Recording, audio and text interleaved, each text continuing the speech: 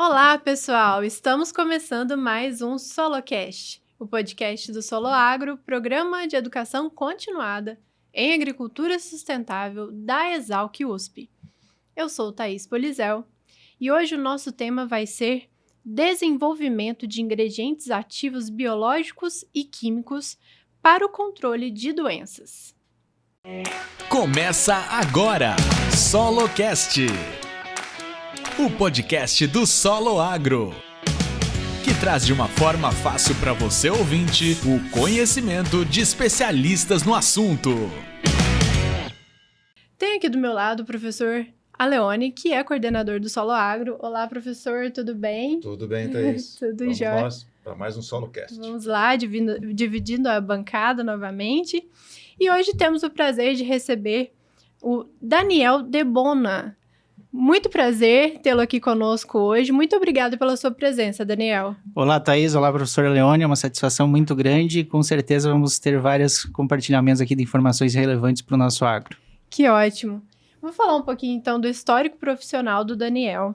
Ele é graduado em agronomia pela Universidade Federal de Santa Maria, mestre, doutor e pós-doutor em fitopatologia pela Universidade Federal de Viçosa, UFV, com período sanduíche na Louisiana State University.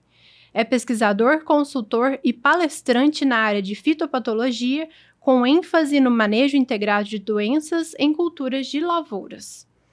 Foi professor adjunto da Universidade Tecnológica Federal do Paraná, campus Santa Helena, e coordenador da equipe Protecrop. Assim que fala? Protecrop.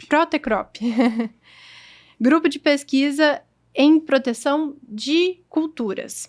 Seu nome aparece entre os pesquisadores mais influentes do mundo na área de agricultura, de acordo com a lista Scientific Index.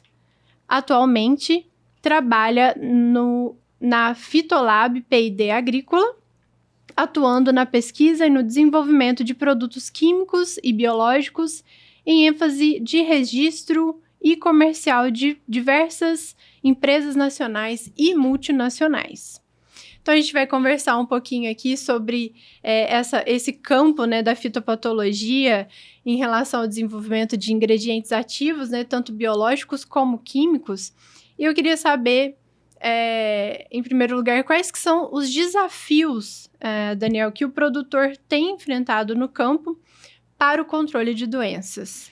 Thaís, essa é uma pergunta muito relevante, porque o produtor hoje ele enfrenta vários desafios. Primeiro, a gente enfrenta desafios como sociedade, né, pensando a ligação com relação ao agro. Né? Nós precisamos produzir mais alimentos por conta da demanda crescente. Né? Se estima que até 2050 nós seremos cerca de 9,7 bilhões de pessoas. E nós precisaremos aumentar em cerca de 70% a nossa produção. Então, existe uma demanda do ponto de vista da sociedade.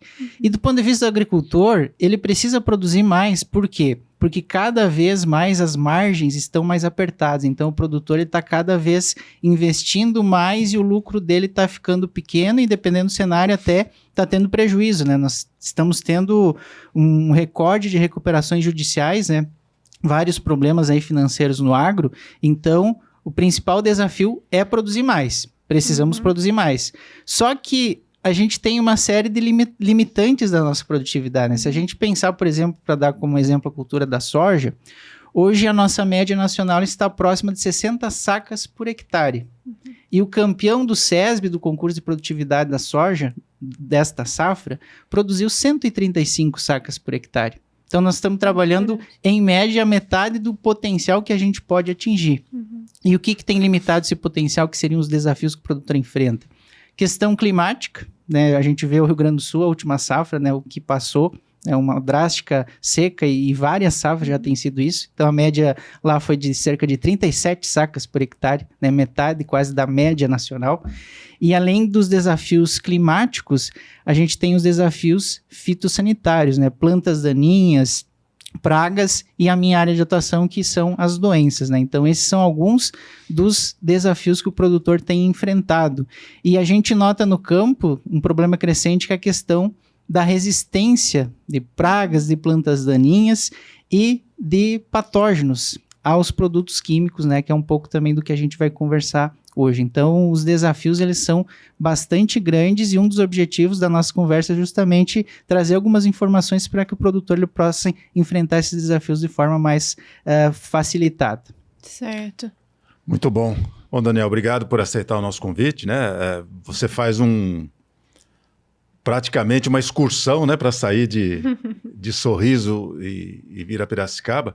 Uma pergunta que eu gostaria de fazer de caráter mais geral: você tem a formação, você é gaúcho, né? Sim. Teve a formação lá no Sul, fez a pós-graduação em Viçosa, Minas, e hoje está na fronteira, né, norte do Mato Grosso, né? Sim. Em termos gerais, a sua experiência mostra o que em relação especificamente ao controle de doenças?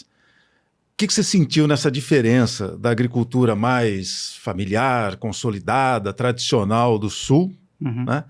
Quando você foi para uma região de áreas maiores, talvez um pessoal um pouco mais desbravador, né, do norte de Mato Grosso? Quais as diferenças que você sentiu, geral e mais na sua área fitossanitária de controle de doenças? Interessante questão, professora Leone. Até eu sou filho de pequeno produtor rural do Rio Grande do Sul, né? Então eu conheço muito bem a realidade da agricultura familiar, um pequeno produtor do Rio Grande do Sul. E o que a gente vê?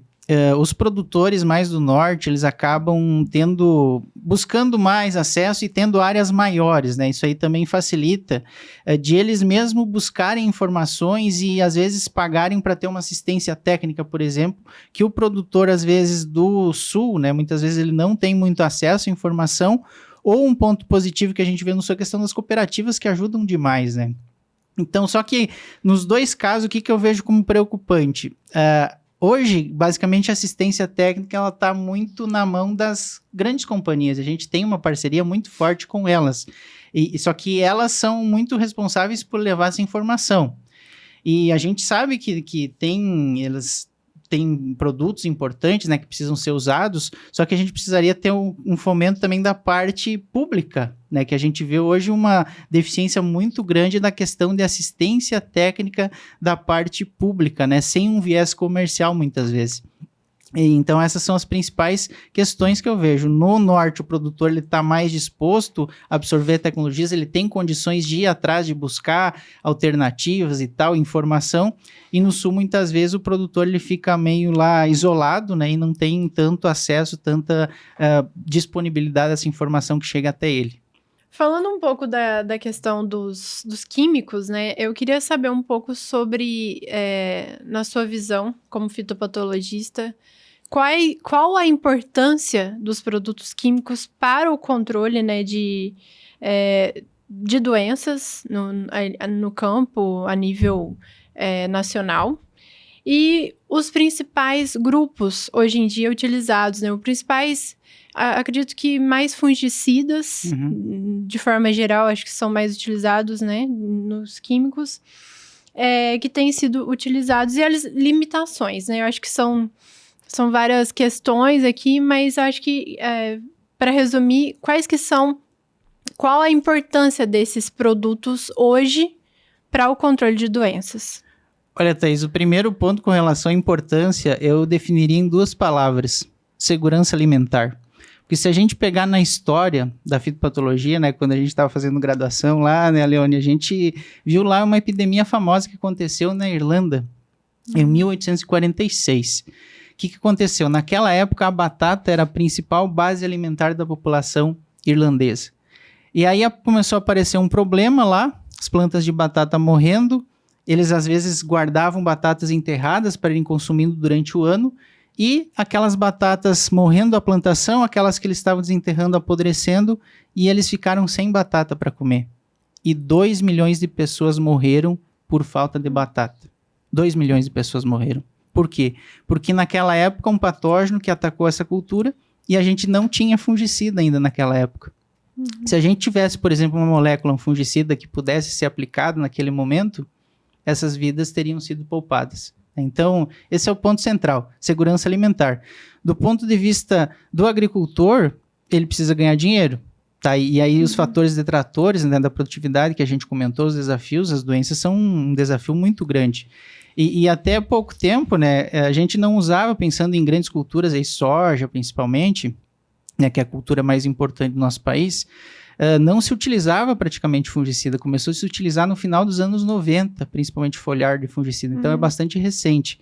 O que aumentou muito o uso de fungicida? A questão da ferrugem asiática, né, que chegou no Brasil em 2001, e aí chegou a causar danos de mais de 50% na produtividade. Tá? Os danos hoje somados e as perdas, elas passam de 40 bilhões de reais de perdas no Brasil.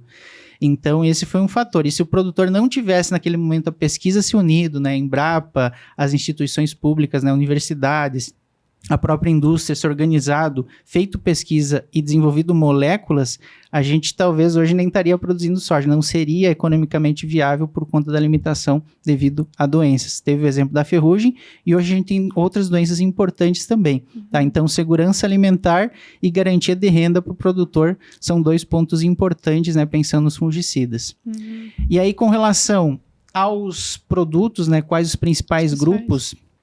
Então, o que acontece? A gente teve, com o uso dos fungicidas, né, na soja, se utilizava muito o que a gente chama de fungicidas sítio-específicos. A gente tem 2 grupos importantes de, vamos dizer assim, de mecanismos de ação, de amplitude de espectro no fungo. Fungicida sítio-específico de um lado e do outro lado fungicida multissítio. Naquela época, nos anos 2000, se usava muito fungicida sítio específico. Então, por exemplo, triazóis, estrobilurinas, que eles vão atuar num único ponto de uma rota metabólica do fungo. Tá? É como se fosse uma chave, né, que é o fungicida, que se liga à fechadura, que é o sítio-alvo do fungo. E por muito tempo esse controle funcionou. Né? Nós tínhamos controle aí de 90% ou mais da ferrugem. Só que o que aconteceu? A gente foi pressionando a população do fungo, né, aplicando, às vezes em momento inadequado, uma situação muito curativa, sem ter a disponibilidade de outros mecanismos de ação, e isso criou o que a gente chama de resistência, né? Indivíduos resistentes a esses grupos, eles aumentaram em frequência, e aí o que aconteceu com o controle? Caiu. E aí vieram grupos químicos novos, como das carboxamidas, mas rapidamente também por ser sítio específico, o fungo também conseguiu evoluir para resistência. E aí qual que foi a solução? Foi trazer os fungicidas antigos, lá o Mancozeb, Clorothalonil, né, que foram desenvolvidos aí na década de 60, para trazer o controle, né, recuperar esse controle. Por quê? Porque os multissítios, eles vão atuar em vários locais da célula do fungo, então é difícil para o fungo conseguir evoluir para se tornar resistente. Né? Então hoje se usa muito no campo essa combinação de fungicida sítio específico com multissítio para que a gente tenha mais espectro de controle, né? Porque hoje não é só a ferrugem, inclusive tem doenças mais importantes. Hoje no cerrado, por exemplo, mancha-alvo é a principal doença, crestamento foliar por cercóspora aumentando muito. No milho a gente vê bipolares, também uma doença relativamente nova, né, no nosso país. Então hoje se usa muito, especialmente em soja, mistura de sítio específico com multissítio, muito em função desse problema com resistência, não somente do fungo da ferrugem, mas da mancha-alvo, da cercóspora, entre outros que têm evoluído para se tornarem menos sensíveis aos fungicidas. Certo. E eu fiquei pensando agora em relação a aquela dúvida que, não sei se a maioria das pessoas tem, mas eu pelo menos tenho, em relação ao que é mais feito, se é o uso preventivo ou curativo, né? Eu lembro que na graduação falava-se muito nisso, eu não sei como que tá hoje em relação a qual o uso efetivo do fungicida. Excelente questão, Thaís. A gente tem que entender primeiro por que tem muito problema com resistência. Uma das causas foi justamente esse uso muito tardio de grupo isolado, mecanismo de ação isolado. Então, se usava, por exemplo, triazol isolado em um momento que já tinha muita doença na planta. E aí, quanto mais doença a gente tem, maior é o quê? A população do fungo ali. Se a gente tem um número de indivíduos maior, a gente tem mais mutantes resistentes. Aí, se eu controlar 90%, por exemplo, de 10, vai sobrar 1. Mas se eu controlar 90% de 10 mil, vai sobrar 1000. Né? Então, sobra muito mais. Então, esse foi um dos fatores que acelerou esse processo de resistência. Então, se usava muito no passado questão de aplicar fungicida depois de ver sintoma na planta. E isso mudou bastante, e por isso que também a gente hoje consegue ter um manejo mais eficiente da doença, né? Então era muito frequente o produtor reportar perdas, né? Ele via sintoma e aplicava o fungicida e não funcionava. Por quê? Olhando para como que os produtos agem no fungo, as moléculas elas são muito preventivas. Então eu citei 3 grupos químicos, né, principais: triazol, estrobilurina e carboxamida. Carboxamida e estrobilurina vai atuar na mitocôndria do fungo, né, inibindo a respiração, a produção de energia. E a fase que o fungo mais demanda energia é quando está germinando o esporo dele. Então, são essencialmente preventivos. Os protetores multissítios, da mesma forma, vão inibir, embora vários processos diferentes, mas inibem germinação de esporo. Também são preventivos. Os triazóis, por sua vez, já têm um efeito curativo. Mas o que é o efeito curativo? É ele controlar o fungo quando o fungo está começando a se estabelecer na planta. Ou seja, eu já tenho fungo iniciando a infecção, mas ainda não tenho sintoma. Isso é o efeito curativo. Agora, o efeito erradicativo, que é quando já tem o sintoma visível, nenhum produto tem boa eficácia, né? Então, hoje no campo, o produtor ele faz muita aplicação hoje com base no calendário, calendarizada mesmo, para ter esse efeito preventivo, né? Para garantir, porque o fungicida é um seguro, né? Ele não vai aumentar a produtividade, mas se o produtor, sei lá, ele faz 4, 5 aplicações, dependendo, e ele está com o controle de doença dele assegurado, ele não se importa, porque ele quer garantir o lucro dele. E se o fungicida ele custa menos, né, do que ele retorna, né, pelo que a doença causaria de dano, ele faz esse investimento tranquilamente. Muito bom.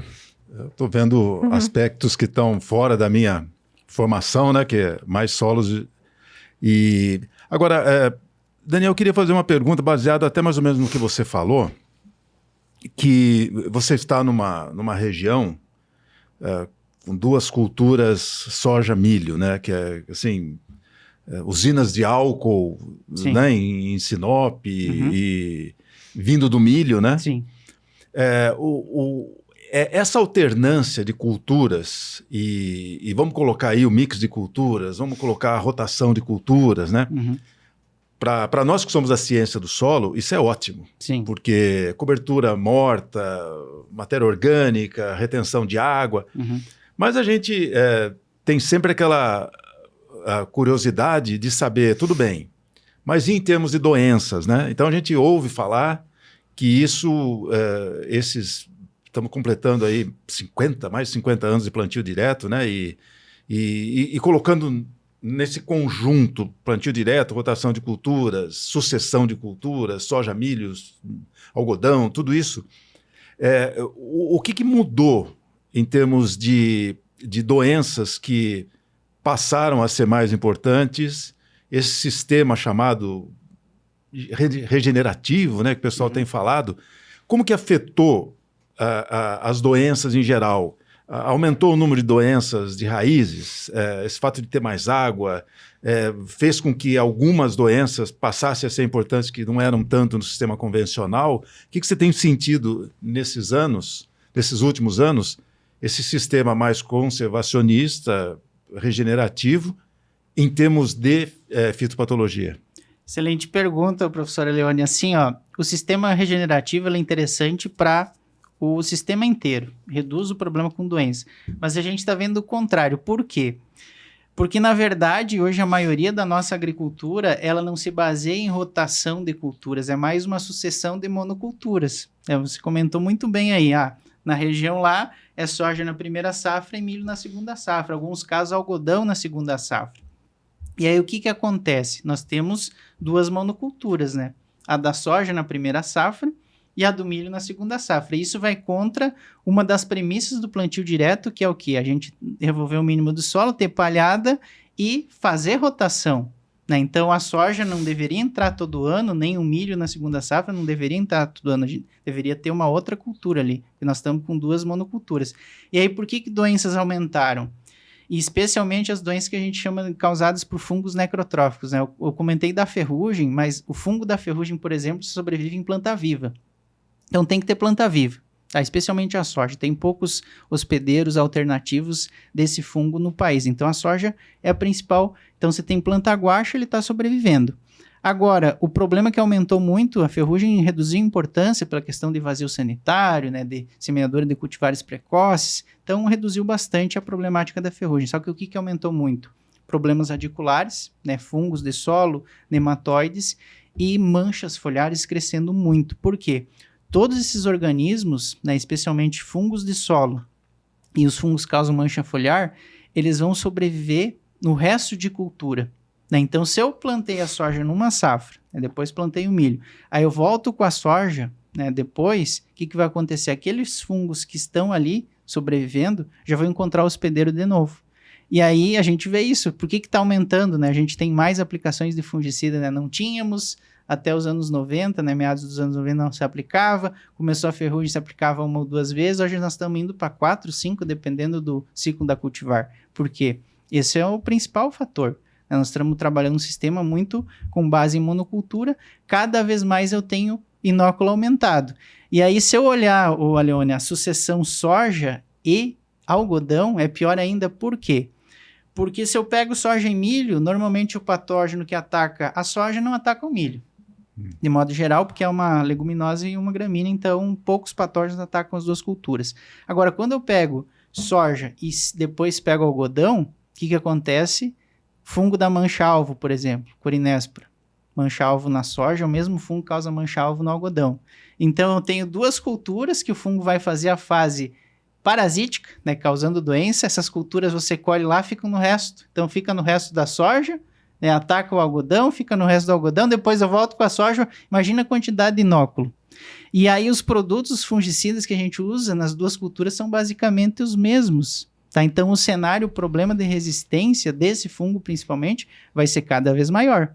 Porque eu tenho as duas culturas hospedeiras, o resto de cultura, porque trabalho em monocultura, e além disso, as mesmas moléculas químicas, porque a gente não tem muito mecanismo de ação diferenciado.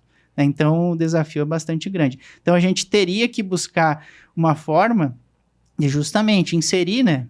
De repente, um ano eu não vou cultivar milho, pelo menos para reduzir um pouco o problema, eu vou cultivar um mix, que vai aumentar a matéria orgânica, eu vou ter culturas diferentes que não são hospedeiras do fungo, vai mineralizar aquele resto de cultura e eu vou tirar esse patógeno do sistema. Né? Então, isso seria fundamental. Mas hoje são poucas as áreas que a gente vê adotando nessa questão de agricultura regenerativa, infelizmente. Como que tem sido, então, essa parceria, né, entre diferentes tipos de ingredientes ativos, tanto os biológicos como os químicos, né, para controle de doenças hoje em dia? Perfeito, Thaís. O primeiro ponto é vamos pensar primeiro na questão de químicos. Qual que é a perspectiva de novas moléculas? Uhum. A gente até tem algumas moléculas novas, né? Eu até destaco, tem uma estrobilurina nova, muito interessante, que deve vir para o mercado ano que vem, que foi muito interessante a história dela, porque hoje a gente tem muito problema com resistência, né, do fungo da mancha-alvo e tal, e da cercóspora principalmente. Ferrugem a gente tem alguns problemas também, mas eu destaco hoje cercóspora e corinespora, né? Cercosporiose, crescimento foliar e a mancha-alvo. As estrobilurinas, de modo geral, a efetividade é muito baixa, por conta da resistência. E aí os cientistas, eles pegaram todas as estrobilurinas lá, isso aí foi uma empresa que desenvolveu, e verificaram qual delas que tinha ação sobre esses fungos resistentes. Tinham 200 moléculas lá na prateleira e foram testando uma por uma e verificaram que tinham algumas que controlavam fungo resistente. E aí foram fazendo alguns ajustes, combinando cadeias e tal, e aí conseguiram desenvolver uma nova estrobilurina que controla os fungos resistentes. E a gente está trabalhando com ela, ano que vem eu acredito que ela vem comercialmente já para o mercado. Uhum. Tá? Então essa é uma inovação muito grande. Não é mecanismo de ação diferente, mas controla aquele fungo que é resistente. Uhum. Mecanismo de ação novo químico, a gente tem algumas visualizações aí de 3, 4 anos ter alguma coisa nova, mas é muito limitado. Por quê? Porque o custo hoje está cada vez maior de desenvolver uma molécula química, né? As restrições são cada vez maiores, os consumidores, né, eles querem um produto com menor carga de agrotóxicos e além da resistência dos fungos, né, os fungicidas. Então, todo esse cenário, ele faz com que a gente tenha uma menor chance de retorno de investir num produto químico, né, pelas grandes companhias. Porque, para vocês terem uma ideia, hoje, para desenvolver uma molécula nova química, a indústria ela investe mais ou menos 300 milhões de euros né, mais de R$1 bilhão para uma molécula química. E eles fazem um screening de 200 mil para chegar numa molécula comercial no final. Então, é muito investimento, muito tempo, né? São mais de 10 anos. Então, a chance de retorno, ela tem sido cada vez maior. Tá? Mais tempo, mais custo. Então, a indústria está partindo para outro caminho. Qual que é esse caminho? Biológico, sem dúvida. Então, a gente vê o mercado de biológicos crescendo muito. Vamos trazer alguns dados aqui para a conversa. Se a gente pensar em bioinsumos, né, que é uma categoria genérica que inclui desde produtos aí como inoculantes, solubilizadores de nutrientes, e também estão aí os biopesticidas, né, incluindo biofungicidas, bionematicidas. A gente hoje tem um mercado no Brasil de bioinsumos de cerca de R$6 bilhões.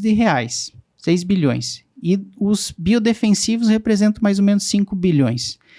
O químico é muito maior que isso, mas a gente vê uma perspectiva de até daqui a 5 anos, mais ou menos, esse mercado vai mais que dobrar. Tá? Ele tem crescido a cerca de 15%, 20% ao ano, o mercado.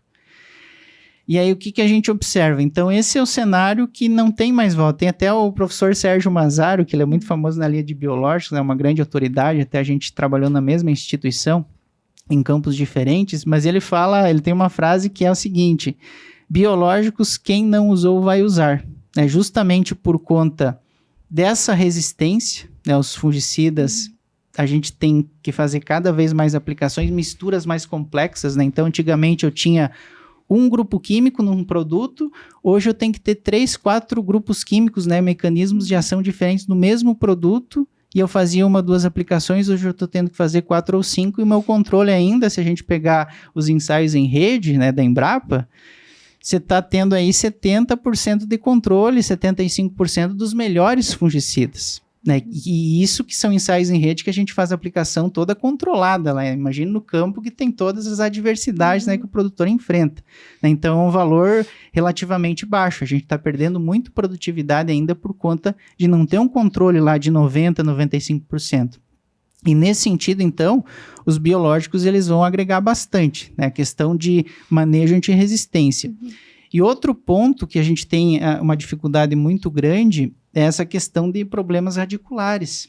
Porque aí o que acontece? Como que a gente vai controlar quimicamente esses problemas radiculares, né? Nematóide, fungo de solo? Via tratamento de semente, a gente pode aplicar uma molécula química, só que a grande limitação dela é o período residual, que vai ser muito curto. Vai girar aí mais ou menos em 15 dias no máximo de proteção. Depois, a cultura fica desprotegida. E se eu pensar numa aplicação foliar de fungicida, eu não consigo controlar aquele fungo que está infectando a raiz, porque o fungicida ele não se movimenta para baixo na planta. Não se movimenta via floema, só se movimenta via xilema, de baixo para cima. Então, se eu aplicar na folha, não controla a doença na raiz ou na haste. E aí os biológicos eles entram também muito forte nessa linha. E hoje o principal mercado, né, pensando em produtos biológicos para controle de doenças, é justamente nesses problemas radiculares que têm uma efetividade já comprovada. Eu destaco, por exemplo, alguns produtos, algumas bactérias, como o gênero Bacillus, né, que hoje é a principal ferramenta de controle pensando em nematóides, e tem um fungo muito importante que é o Trichoderma. Né, que controla aí fungo do mofo branco, controla Rhizoctonia, Fusarium, né, todos esses fungos aí que estão habitando o solo. E outro ponto interessante dos biológicos é a questão dos mecanismos de ação. Enquanto uma molécula química, né, ela vai atuar diretamente sobre o patógeno, o produto biológico ele tem diferentes modos de ação, mecanismos de ação.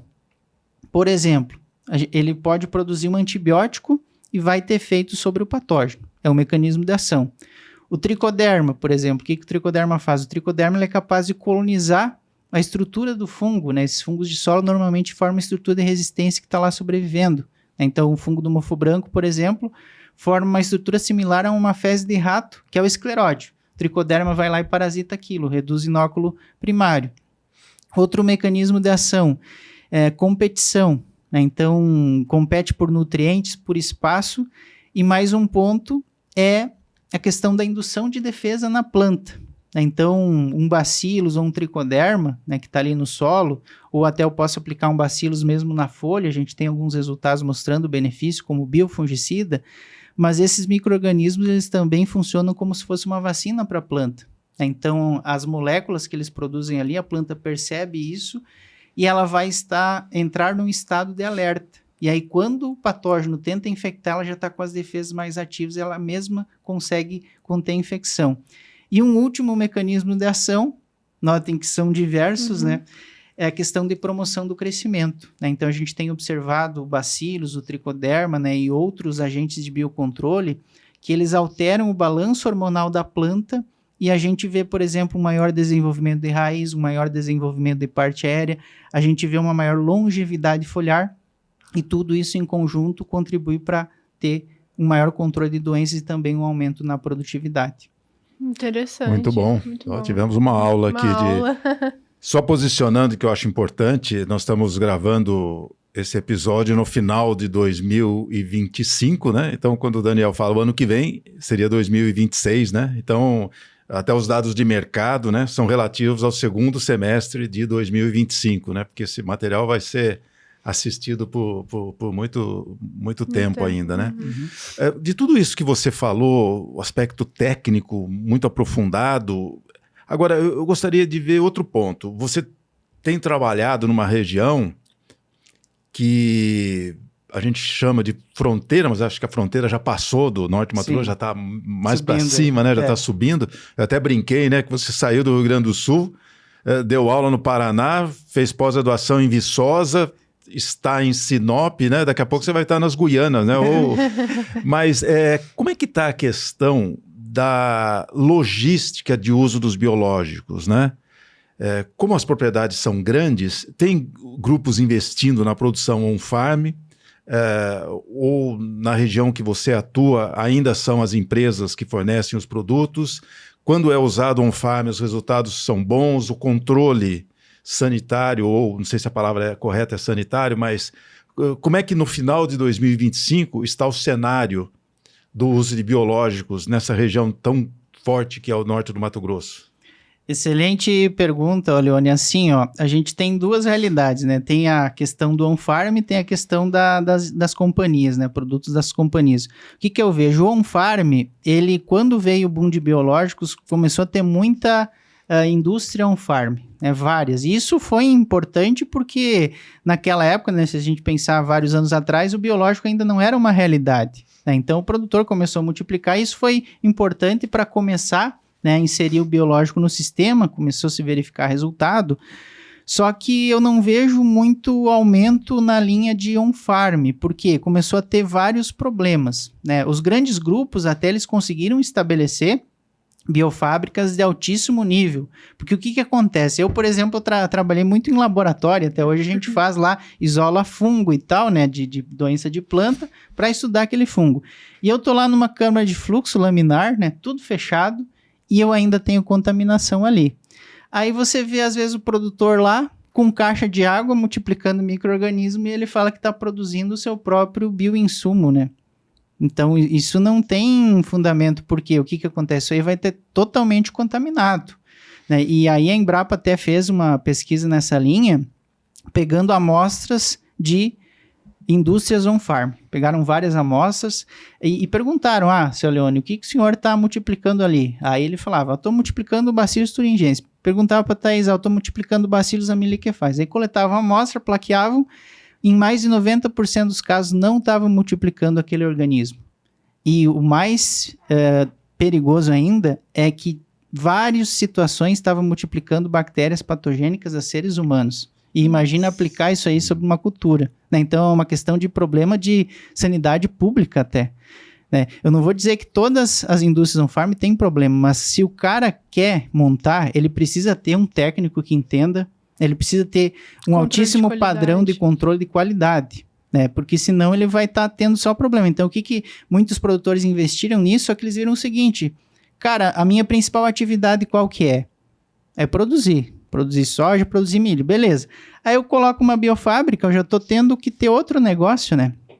Aí isso aí eles verificaram, não tem muito fundamento não, porque agora tem que ter outra preocupação que me tira o foco da minha atividade principal, Então, a gente eu não vejo muito aumento, né, nessa linha de biofábricas. E outro ponto importante, que até algumas grandes grupos se estabeleceram, né, biofábricas, só que também alguns têm voltado atrás pelo seguinte: você pega lá um micro-organismo, você multiplica e aplica, ok. E aí, com autocontrole de qualidade, você consegue ter lá ele puro, beleza. Só que outro ponto é a questão da formulação, que está evoluindo muito. Então, você multiplicar lá numa área, lá, né, num cilindro lá, né? Um arroz, alguma coisa assim. Uma coisa assim, ou num tonel, né, pensando em um bacilos, que é líquido, não vai ter a mesma qualidade de formulação do que um produto formulado ali, que tem muito investimento na questão de formulação. Hoje é um divisor de águas, né? Se pegar os produtos do passado e os produtos atualmente, a formulação é muito melhor. E hoje a gente está tendo até a questão de bioprotetores desses micro-organismos na formulação, ou produtos que se adicionam ali na cauda para esse micro-organismo permanecer por mais tempo, né? Porque hoje uma das grandes limitações dos biológicos é a questão de alta dependência das condições ambientais, né? Então, se está seco, temperatura alta, se reduz muito a quantidade ali e aí o efeito vai ser muito baixo. Só que já está tendo produtos, né, determinadas substâncias combinadas ali na formulação que garantem com que esse organismo ele vai sobreviver por mais tempo, mesmo em condições adversas. Então, são alguns pontos que eu vejo que a indústria ela vai aumentar muito mais, né, em importância do que os on-farm. Fazer uma referência, né, em relação a essa questão que você trouxe das formulações, nós temos um episódio com o Thales, né, professora Leone, que também é nosso docente aqui, falando sobre a importância das formulações. Temos outros episódios também, mas o mais recente é com o Thales, falando das formulações, das inovações, né, dentro desse campo aí dos biológicos, então fazendo referência ao que você comentou e realmente é muito importante, né? Thaís, deixa eu aproveitar, eu lembrei de uma pergunta que eu sempre faço para quem é da área de fitossanidade e às vezes até na área de matéria orgânica de solos. Você acha que química orgânica deveria ser uma matéria obrigatória para estudantes de agronomia? Ah, sem dúvida, é uma disciplina fundamental, né? Fundamental para o engenheiro agrônomo, ele basicamente não sobrevive sem ela, né? Exatamente, porque a gente sabe, pelo menos eu tenho conhecimento de várias instituições em que ela não é obrigatória, né? Ainda se concentra muito na físico-química, mais a fração bioquímica, né? Mas os radicais orgânicos, né? E é unânime, todos da fitossanidade e o pessoal da área de solos de matéria orgânica, então, poluição do solo, todo mundo fala. Química orgânica não deveria ter um semestre, deveria ter um ano de química orgânica, né? Porque os produtos, ainda mais com a entrada dos biológicos agora, né? Para formação, né? O que levou você, Daniel, a sair da carreira de professor estabilizado numa universidade federal, no estado tradicionalíssimo que é o Paraná, e aceitar o desafio de trabalhar como um autônomo, como um consultor no norte do Mato Grosso? Excelente pergunta, Leone. Assim, ó, eu trabalho com um propósito de vida. E qual que é meu propósito? Meu propósito é gerar conhecimento e principalmente compartilhar esse conhecimento, né? Meu pai é agricultor até hoje e eu comentei, né, anteriormente que existe uma deficiência muito grande em informação e informação de qualidade, né? Porque hoje com as redes sociais, né, infelizmente alguns têm usado de má fé, né? Então o produtor às vezes chega uma informação totalmente equivocada lá para ele e ele acaba sendo penalizado por isso. Então minha missão é essa, gerar conhecimento e compartilhar esse conhecimento com produtores. E aí, com eu começar a dar palestra e tal, eu percebi que na palestra, principalmente, né, que eu consigo atingir vários produtores, impactar várias vidas, né? Então, fazendo um paralelo, por exemplo, atividade docente eu amo, sabe? É muito importante, né? Todo mundo teve um professor, né? Então, é uma profissão, assim, fantástica. Só que num semestre, eu com 3 turmas lá que eu tinha, eu devia impactar 150 pessoas. Hoje tem palestras que eu impacto 100, 500 ou até 1.000 pessoas numa única palestra. Então eu percebi que nesse ambiente, né, privado eu conseguiria transformar mais vidas, né, e dessa forma eu atingi minha missão.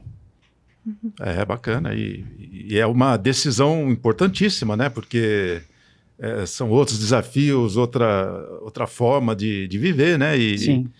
Mas realmente, sabe que no nosso banco de dados, Mato Grosso é o estado se não for o que tem mais participantes de cursos, treinamentos, tá ali, tá entre os 3 primeiros estados com maior número de pessoas interessadas nos nossos cursos, treinamentos, podcasts, webinars, né? Então a potência do Mato Grosso é impressionante, né? Então eu acho que imagino o desafio, mas são regiões com altíssima qualidade de vida, né? Você pega aquele eixo ali, da 163, Lucas, do Rio Verde, Nova Mutum, Sorriso, Sinop, Alta Floresta, né? Bem interessante. Chegamos a ter 6 turmas presenciais no Mato Grosso de cursos do Solo Agro lá. Agora a gente vai entrando agora. Vamos, já quebrei o protocolo. Depois a Thaís fica brava comigo, que eu não fiz nada que estava programado. Mas a gente que na carreira docente, né? Eu completei 35 anos agora. Sim. Eu acho... A gente passa durante a carreira por essas dúvidas, né? Continuo, não continuo. E você tomou a decisão e a gente sente claramente que você está contente de desempenhar esse propósito, né? Que você decidiu, né? Sim. Bem interessante. Eu acabei não comentando, mas o Daniel, ele é um dos nossos docentes do programa Solo Agro, né? Ele tá dentro aí do nosso portfólio de professores, vamos dizer assim. O que ele falou em 20 minutos, ele vai falar em 4 horas. Ele vai falar em 4 horas. Então, convido, né, você que tá aí nos assistindo ou nos ouvindo a conhecer melhor os nossos cursos e treinamentos, acessando o nosso site www.soloagro.com.br. Quem sabe você não se interessa, né, e se torna aí aluno ou aluna do Daniel Debona. A gente vai entrar agora numa parte um pouco mais descontraída, né? Não vamos falar tanto aí de fungicida, de questões mais científicas e técnicas. A gente vai entender um pouquinho do que o Daniel gosta de fazer fora da profissão. Vem aí o Porteira Aberta. Porteira Aberta.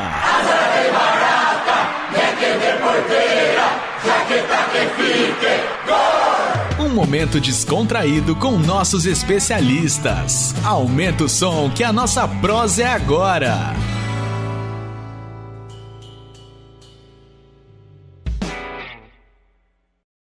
No Porteira Aberta de hoje, a gente vai descobrir um hobby que o Daniel tem fora aí, né, da profissão. E o Daniel, ele gosta de cantar. Acredita nisso, professor? Eu acho que eu não tinha visto ainda. O primeiro convidado. Conta pra gente, Daniel, como que é isso, assim, você tem alguma equipe, tem um grupo, ou é um hobby realmente, assim, hoje eu vou tirar o dia pra cantar? É um hobby mesmo, desde a infância, a minha mãe tocava violão na igreja, sabe, e eu sempre gostei de música, desde pequenininho. Eu lembro que lá no sul a gente tem muita questão de bailes das comunidades, né, tem as comunidades do interior. E aí tem os bailes da comunidade, o baile de chopp e tal, da comunidade. E aí vinham as bandas lá. E eu desde pequenininho, lá com 6, 7, 8 anos, eu ficava o baile inteiro na frente do palco, olhando para os músicos, aprendendo as músicas, e eu gostava de cantar junto com eles ali. Então, desde pequeno, é um hobby meu. E aí, normalmente, os finais de semana e de noite, eu tô em casa mais tranquilo, aí eu costumo cantar um pouco, arranho um pouco de violão.